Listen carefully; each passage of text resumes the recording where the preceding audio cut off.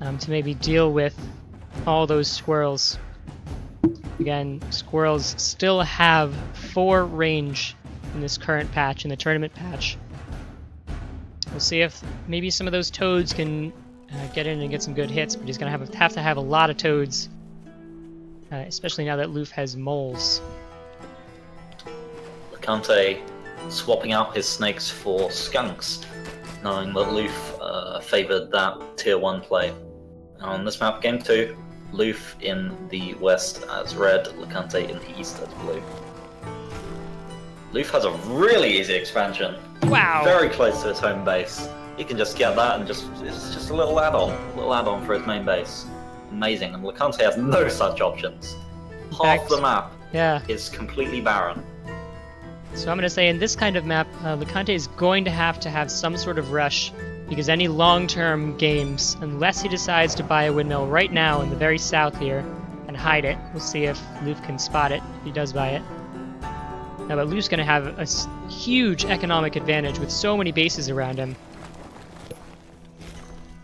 And remember, Loof has won 1 game under his belt, so if Lacante loses this quarterfinal match is over. Exactly. He can't play any risky builds here. He needs to read the map. He needs to know exactly what he needs to do.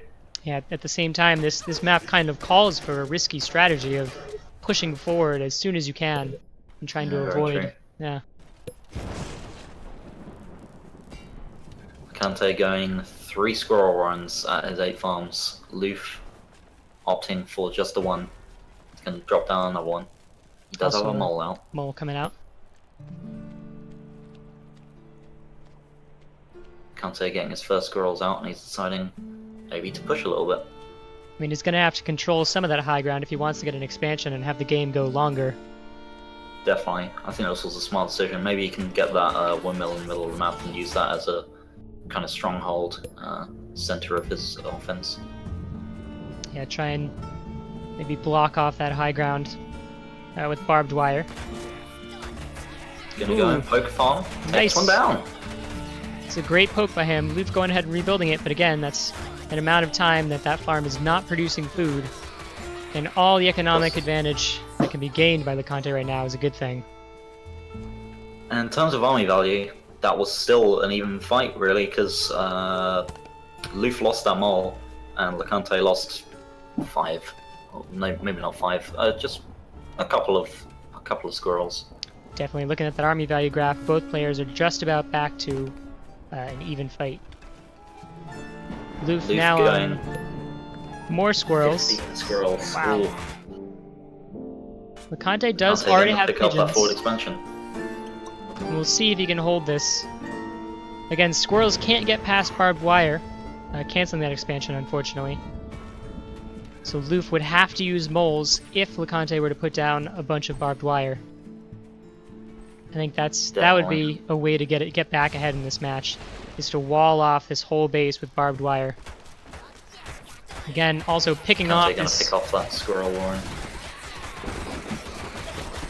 See if he can avoid too much of a fight. Again, Loof has the squirrel advantage, and the whole army of Lacante is going to go down right now. That's a lot of squirrels still up for Loof. He's got no chance to sell that gristmill now that it's done. That's just going to go down. Barbed wire going up. Lacante gonna say, you know what? I need as many squirrels as the enemy. Gonna go up to 15. Lacante got skunks coming out as well. Very strong against squirrels potentially. And we'll see if that he can, little bridge there. If he can choke them off at that choke point. Loof throwing up a turret right in the middle of that big fighting point, and it's going to finish. And I don't know if Lacante has scouted that. As soon as it comes up, it's going to start picking off his army. He sees it there. It's there now. He's going to try and pick it off. It's going to have to. This is a tough position. Loof flying right into that skunk gas. That's basically the best possible situation. But and there is the GG. Lacante saying, "I can't deal with this." So 2 games to 0. Loof is going to go ahead and take this set. So GG Loof. GG Loof. And Lacante, I think the key point in that match was at the 3:30 minute mark. They had a fight in the middle of the map. They just couldn't get away. He forced the fight and lost his entire army. Yeah, definitely. At the same time, there's not a whole lot he could have done with that turret going up. He had to take that turret out, or else he would have lost right there. So let's jump back into the brackets, which are correct.